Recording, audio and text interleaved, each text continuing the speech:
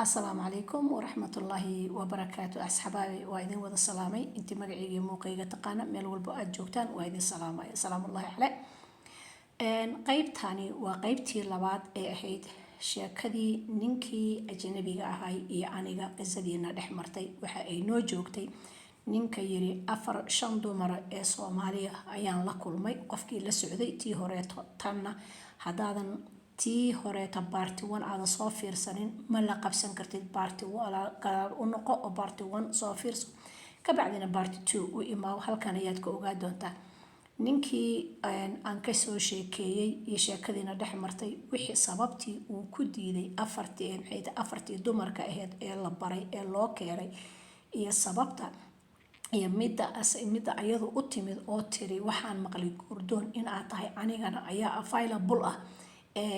ma wada sheekaysan karnaa yani maxay dumarkani ku diideen muxuuse isagu ku diiday markay dumarkii diideense muxuu sameeyay dumarkii sida ay iyagu rabeen iyagu ay rabeen uu ku diiday asagu sida uu rabana iyaga ay ku diideen maxaa dhex maray hadaba dhageyso oo dhagahaaga isi waxa uu igu yiri waxa la ibaray 4 dumar dumarka waxay ahaayeen uu yiri dumar dhalinyaro ma ahayn dumar waaweyn caruur waaweyn leh oo markaa iyagu doonayay murxum laakiin murxumka sida ay ku doonayeen waxay ahayd buu yiri si qaldan mid kasta oo aan la kulmay oo aan la ibaray way diiday buu yiri in si official ah aan ku guursado oo qaarkood maan doonaynin buu yiri because da ahaan iyo age ahaan way iga weynaayeen ayuu yiri way weynaayeen marka in xataa lagu bahdilo oo lagu dhaho waa iga weyn tahay sidaana tahay adiga ayaa isku keentay oo halkan isgaarsiisay gabaray waxa uu yiri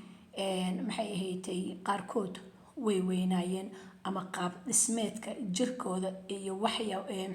yani ama jir ha ahaato ama si kale ha ahaatee yani shakli ahaantooda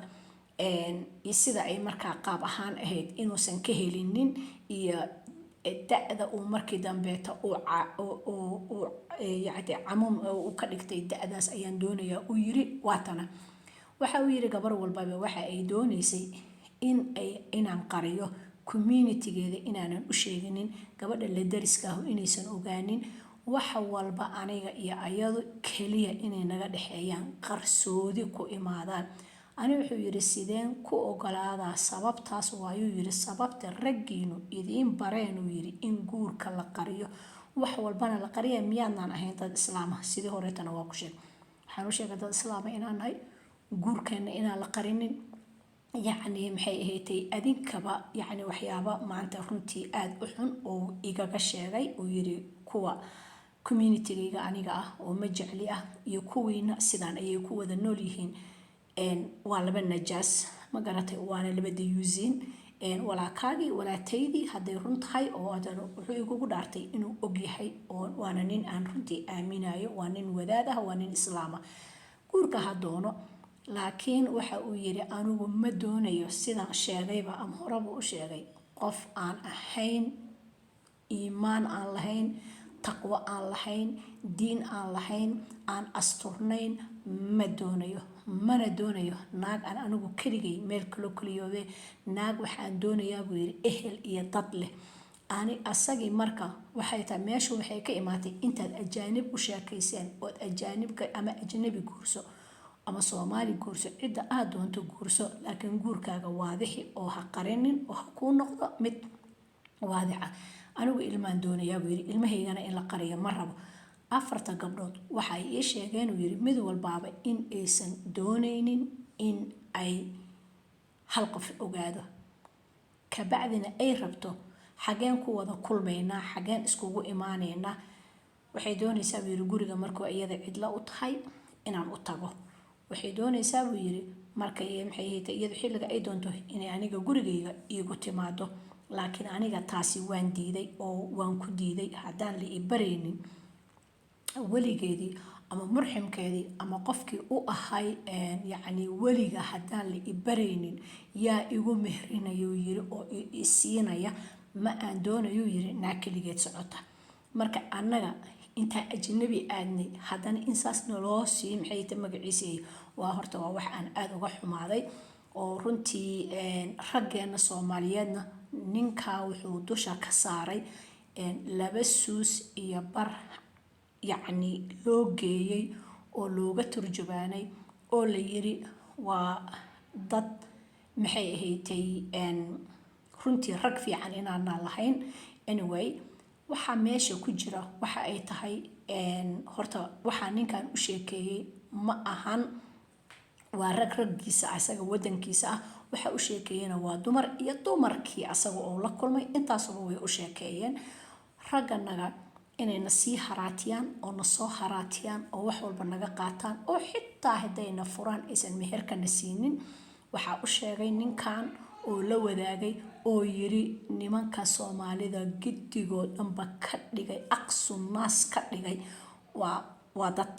aniga waxaan maanta biliif garaysanahay waad igu diidi kartaa waxaan rumaysanahay inuusan ahayn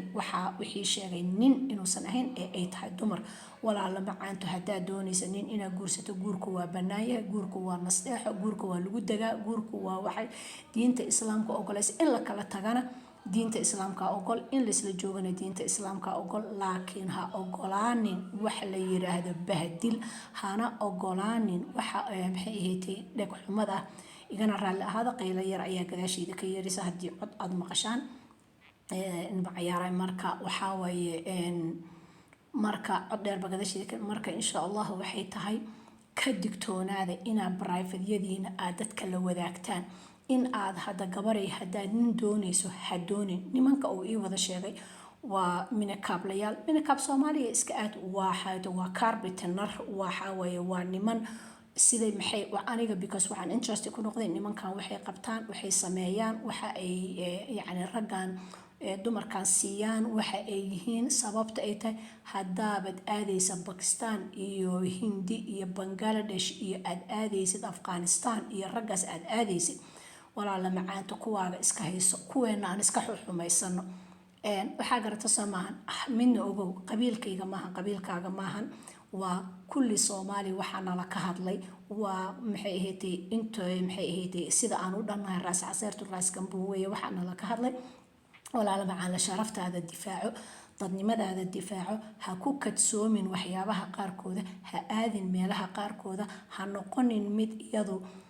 baylah ah ha iska dhigin baylah inta aad leedahay ninkan ajnabiga ah waxbuu kuu qariyay ama sir uu kuu qariyay ma jirto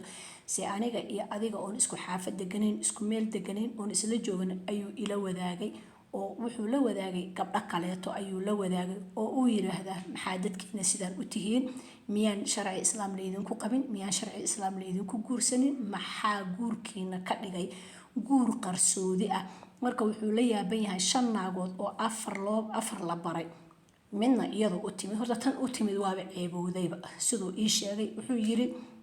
wuxuu asagu iigu sheegay inuu wayna ka muuqata 42 jir ayaan ahay buu yiri maxay ahaydtay wuxuu yiri midbaa xoogay ii soo dhaweyd alcamuum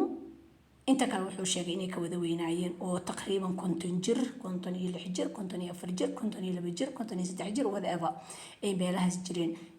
midda ii timid baaba iigu darneyduu yiri waxay ii tiriyuu yiri maxay ahaydtay waxaan jiraa 42 sano I don't believe aduu yiri inay jirto dhahay calaa ay xal in lagugu jaajeeso oo waxyaabaha qaarkood lagu yiraahdo oo bahdil lagu siiyo adiga ayaa isku keentay oo inta oroday u tagtay ajnabi adiga ayaa oroday oo u tagtay ajnabi adiga ayaa waxaaga u sheegatay ajnabiga guurso ama ha guursanin laakiin public ka dhigo oo waadix ka dhigo oo ha qarinin oo qarsoodi ha ku samaynin oo ha ku samaynin maxay ahaydtay wax aan